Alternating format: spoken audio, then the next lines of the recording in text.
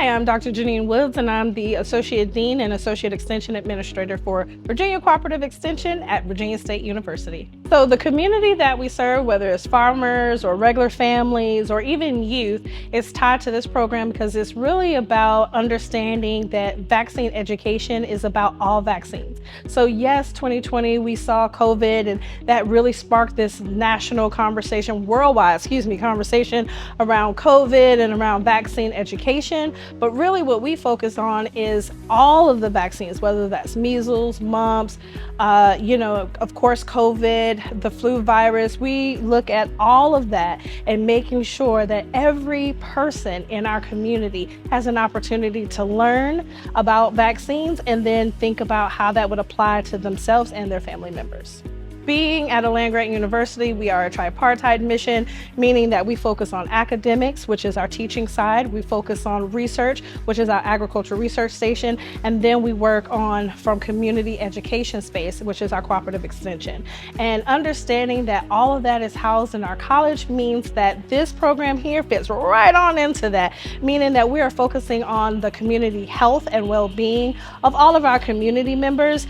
And for our students, it's an even cooler opportunity because they can work with applied research projects around health education, around uptake of health education and actual behavior change. They have an opportunity to work with us in cooperative extension programs, and they have the opportunity to then take all of that opportunities and bring that back into the classroom and talk to their peers and in their classes about how their projects and programs have been able to impact themselves and the community around them. I really want to focus a little bit on how we got here, which is that our human health specialist, Tiffany Freer, worked really hard to get us Excite projects 1 through 5.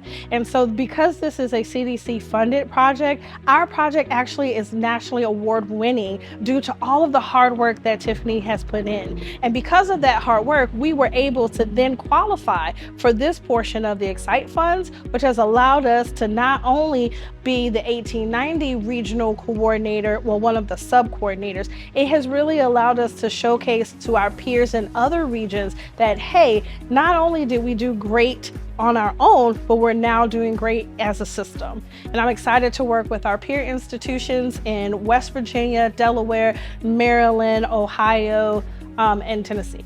My name is Tabi Pagan, and I'm a Community Health Extension Associate, and I'll also be an Excite Regional Coordinator. So as an Excite Regional Coordinator, I'll be responsible for training educators within our region to then train agents in their own communities to conduct vaccine education using curricula that's tailored to their community's needs. So professionally, this is a huge opportunity for me to utilize my education and training. I'm a certified health education specialist, so my passion is educating the public about various health topics and bringing information and resources to those who may not otherwise have access to them. Personally, this is an opportunity to follow my passions. I was really compelled to make public health my career because of my grandfather. He had a really profound impact on the Samoan population living in Hawaii, and he did this through tailored health education. So now that I'm transitioning into a position where I get to do this every day across the region and statewide, I feel like I'm truly following in his footsteps.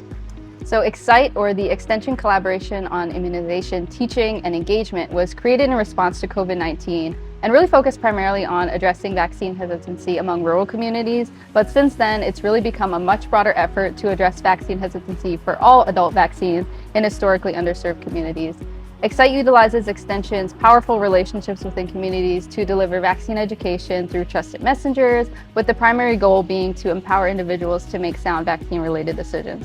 So with this new phase of Excite, we've been able to develop curricula that incorporates vaccine education into topics such as diabetes management and physical activity to help address vaccine hesitancy in a more innovative and tailored way. So I've had the opportunity to collaborate with other extension professionals from my region, and in our discussions, it became pretty clear that our primary focus should be developing trust between ourselves as the educators and our communities. So in recent years, vaccines have become a pretty polarizing topic. And one of the trends that I've noticed is that the trust between individuals and their healthcare providers has become increasingly strained. As health educators within Extension, we have a really unique opportunity to leverage our connections and our identity as trusted sources of information to help our communities feel more comfortable making those vaccine-related decisions.